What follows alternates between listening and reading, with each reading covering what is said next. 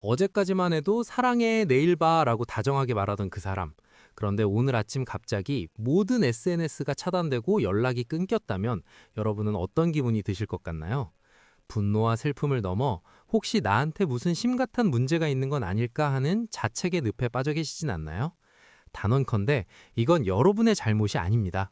잠수 이별은 단순한 회피를 넘어 상대방의 마음속에 반드시 있어야 할 어떤 안전장치가 통째로 고장났을 때 일어나는 일종의 심리적 부도 현상이기 때문입니다. 오늘 심리분석실에서는 잠수탄 그 사람이 절대 말해주지 않는 비겁한 속마음과 지금 여러분의 뇌가 겪고 있는 충격적인 변화를 과학적으로 증명해드리겠습니다. 특히 영상 중반에는 잠수 이별을 당했을 때 우리 뇌가 교통사고와 똑같은 고통을 느끼는 이유에 대해 다룰 예정이니 지금 마음이 너무 괴로운 분들이라면 꼭 끝까지 집중해 주세요. 안녕하세요. 여러분의 마음을 분석하고 치유하는 심리분석실입니다. 오늘은 가장 잔인한 이별이라 불리는 잠수 이별에 대해 이야기해보려 합니다. 일십은 그래도 상대가 확인이라도 했다는 흔적이라도 남지만 아예 공기처럼 증발해버린 상대 앞에선 우리는 숨이 턱 막히는 공포를 느끼죠. 이 고통의 실체를 알기 위해선 애착 이론의 창시자 존 볼비의 통찰을 빌려올 필요가 있습니다. 볼비는 인간이 타인과 맺는 유대감을 단순히 감정의 문제가 아니라 생존의 필수 요소로 봤습니다. 즉, 예고 없는 단절은 뇌 입장에서 사냥감에게 쫓기는 것과 같은 생존 위기로 인식된다는 뜻입니다. 실제로 미시간 대학교의 fMRI 연구 데이터를 보면 이 사실이 더 명확해집니다. 잠수 이별과 같은 사회적 배척을 당했을 때 우리 뇌에서 활성화되는 부위는 전대상 피질이라는 곳입니다. 놀랍게도 이 부위는 우리가 뜨거운 물에 데이거나 뼈가 부러졌을 때 통증을 처리하는 바로 그 부위입니다. 다시 말해, 여러분이 지금 느끼는 마음의 병은 단순히 기분 탓이 아닙니다. 몸을 몽둥이로 두들겨 맞은 것처럼 아픈 게 지극히 정상적인 신체 반응이라는 거죠. 자, 그렇다면 도대체 왜 그 사람은 이런 끔찍한 고통을 알면서도 말 한마디 없이 도망친 걸까요? 그 사람의 머릿속에는 도대체 어떤 치명적인 결함이 있는 걸까요? 회피형 애착을 가진 사람들이 잠수를 타는 심리적 기저에는 압도됨이라는 공포가 자리 잡고 있습니다. 이들에게 갈등 상황은 대화로 풀어나갈 수 있는 과제가 아니라 나를 집어삼키려는 거대한 파도처럼 느껴집니다. 보통의 사람들은 갈등이 생기면 서로의 입장을 조율하며 안전한 땅을 찾으려 노력하지만 회피형인 그들은 그 파도를 마주하는 순간 뇌의 회로가 일시적으로 차단되어 버립니다. 이를 심리학에서는 방어적 비활성화라고 부릅니다. 감정적인 에너지가 과하게 소모될 것 같으면 아예 감정의 스위치를 내려버리는 것이죠. 마치 과부하가 걸린 가전제품의 두꺼비집이 내려가는 것과 같은 원리입니다. 여기서 우리가 주목해야 할 점은 그들이 잠수를 타는 순간 느끼는 감정입니다. 황당하게도 그들은 미안함보다는 안도감을 먼저 느낍니다. 드디어 그 피곤한 상황에서 탈출했다는 해방감이 그들을 지배하죠. 더 나아가 그들은 자신이 가해자가 아니라 피해자라고 굳게 믿기 시작합니다. 그들의 논리는 이렇습니다. 네가 나를 너무 몰아붙여서 내가 어쩔 수 없이 도망치게 만든 거야. 너의 감정적인 요구가 나를 숨막히게 했어 라며 모든 책임의 화살을 상대방에게 돌립니다. 상대방이 대화를 원하며 보낸 수십 통의 메시지는 그들에게 진심 어린 호소가 아니라 자신을 공격하는 무기로 보일 뿐입니다. 층간소음이 조금 시끄럽다고 해서 그 집을 통째로 불태워버리는 선택을 한 것이죠. 하지만 이런 무책임한 도피가 남겨진 사람에게 주는 상처는 상상을 초월합니다. 말 한마디 없이 단절된 관계는 우리 뇌의 미해결 과제로 남게 되는데 이를 심리학에서는 자이가르닉 효과라고 합니다. 끝맺음이 확실하지 않은 일일수록 우리 뇌는 그 일을 계속해서 곱씹고 기억하려는 습성이 있거든요. 그래서 잠수 이별을 당한 피해자들은 왜 그랬을까? 내가 뭘 잘못했을까? 라는 질문을 메비우스의 띠처럼 반복하며 스스로를 괴롭히게 됩니다. 자, 그렇다면 이렇게 지독한 자이가르닉 효과에 빠져 허우적거리는 우리를 구원할 방법은 정녕 없는 걸까요? 놀랍게도 그 비겁한 사람에게 연락 한 통 받지 않고도 이 고통을 끝낼 수 있는 심리학적 열쇠가 존재합니다. 그 열쇠는 바로 인지적 종결입니다. 우리는 어떤 일이 끝났을 때 그 이유를 명확히 알아야 비로소 마음의 문을 닫고 다음 단계로 나아갈 수 있는 존재입니다. 하지만 잠수 이별은 결말이 통째로 찢겨나간 소설책과 같습니다. 마지막 10페이지가 없으니 독자는 주인공이 살았는지 죽었는지 영영 알 길이 없죠. 여기서 많은 분이 저지르는 치명적인 실수가 있습니다.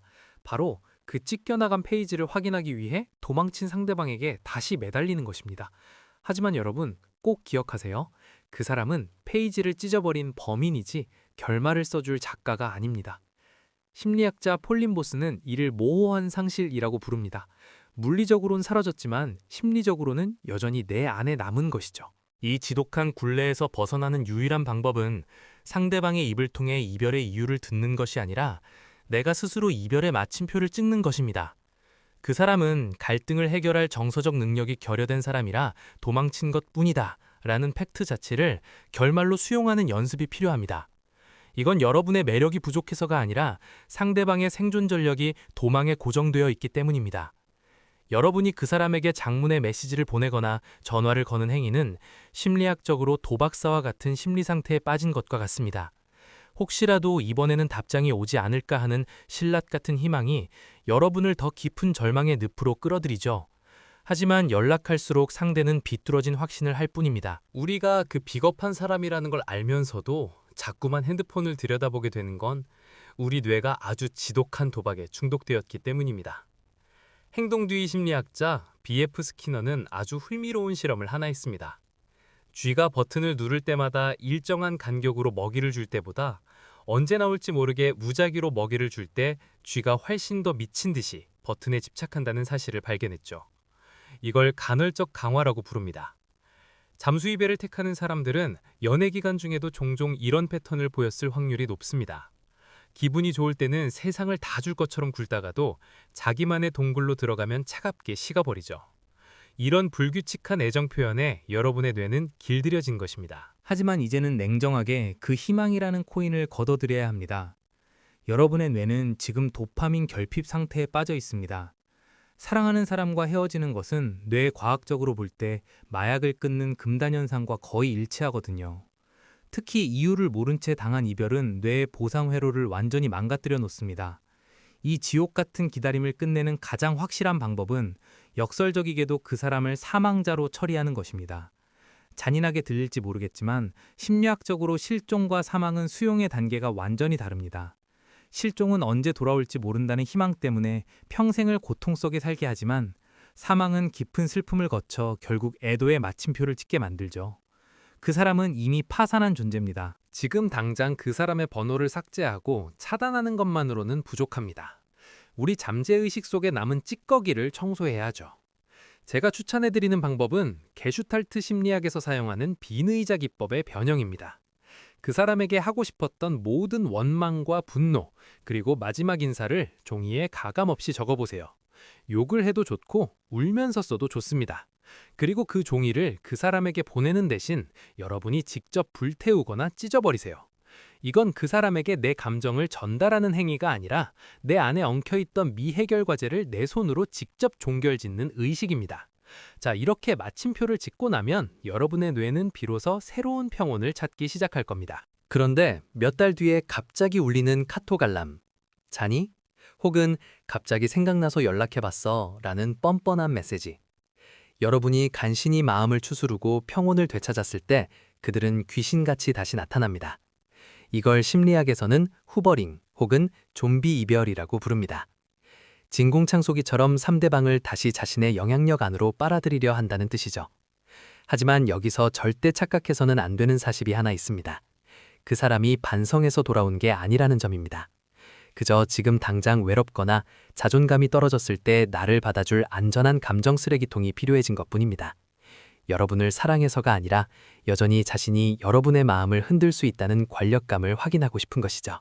이런 좀비 같은 연락에 대처하는 가장 강력한 무기는 바로 회색 돌기법입니다.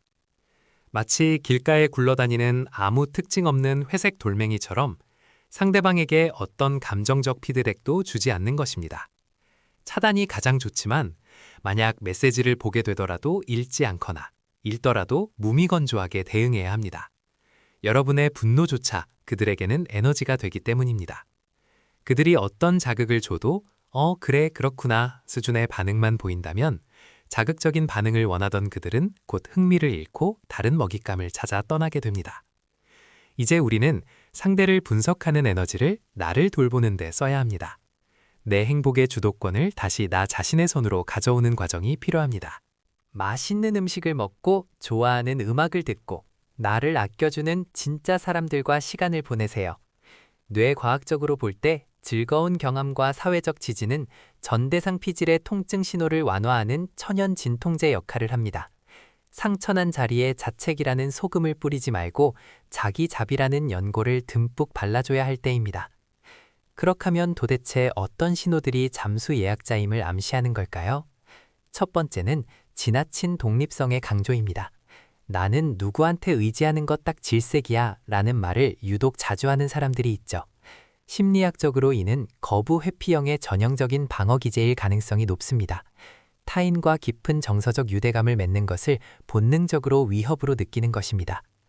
두 번째 신호는 작은 갈등조차 회피하려는 태도입니다.